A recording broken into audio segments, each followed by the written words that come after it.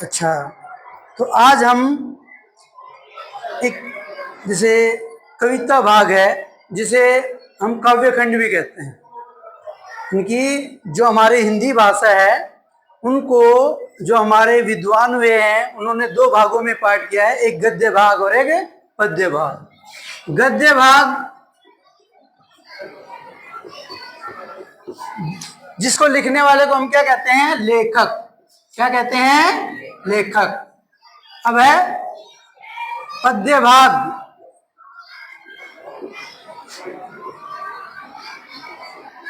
जिसका दूसरा नाम है काव्य, काव्य खंड। इसके जो रचयिता है उसे हम कहते हैं कवि या कवयित्री। क्लियर?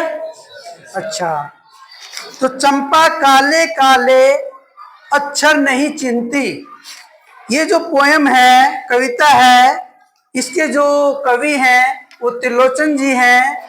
उन्होंने इस कविता के माध्यम से बताया है कि जो चंपा है एक नटखट अबोध बालिका है जिसे बाहर की दुनियादारी का इतना पता नहीं है, वो भोली भाली है। जब उसे कवि कहता है कि आपको पढ़ना लिखना चाहिए, तो वो पढ़े लिखे हुए मनुष्य को क्या मानती है? बहुत ही चालाक मानती है। वो कहती है कि जो व्यक्ति पढ़ लिख जाता है वो अपने घर बार को, अपने माता पिता को, उनको छोड़ कर करके दूसरे शहर में, देश में चला जाता है।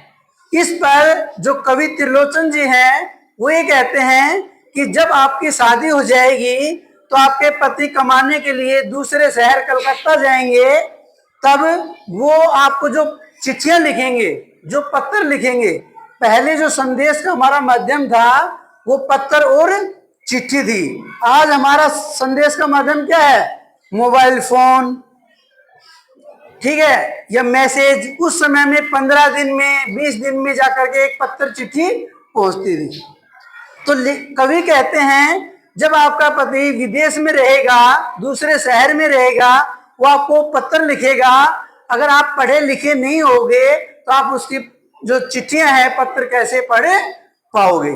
इस पर वो कहती है कि मुझे पढ़ना लिखना अच्छा नहीं लगता, अगर ऐसा है तो मैं मेरे पति को दूसरे शहर में कमाने के लिए नहीं भेजूंगी। अब सबसे पहले हमें क्या करना होता है? यहां पर है कविता का पहले लिखेंगे हम संकेत। क्या लिखेंगे? संकेत।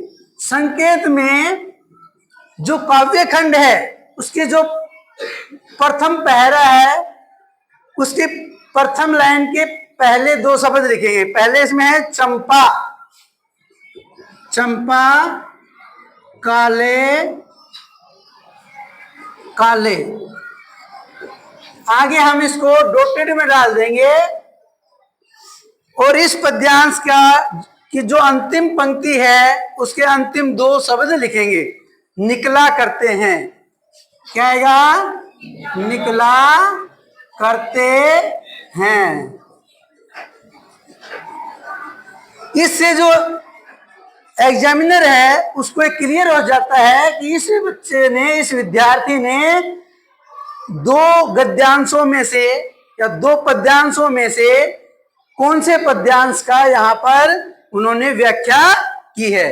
तो सबसे पहले अगर हम पद्यांश का हिंदी अनुवाद करते हैं तो सबसे पहले हम संकेत लिखते हैं, उसके बाद में आएगा हमारा प्रसंग। क्या आएगा? प्रसंग। प्रसंग में क्या लिखा जाता है? प्रसंग में जो कविता दी गई है उसमें कवि का नाम, कविता का नाम, उसमें किसके बारे में बताया गया है। तो ये हमारा है, इसमें लिखेंगे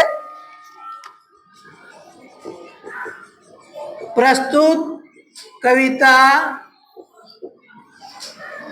हमारी हिंदी की पाठ्य पुस्तक भाग 1 चंपा काले काले अक्षर नहीं चिंती नामक कविता से ली गई हैं। इसके कवि श्री त्रिलोकन जी हैं। इसमें त्रिलोकन जी ने बताया है कि जो चंपा है वह नटखट भोली भाली एक ग्वालिन है। ग्वालिन कौन होती है? जो इनकी पशु बकरी वगैरह जो पशु हैं उनको चराती है। क्लियर?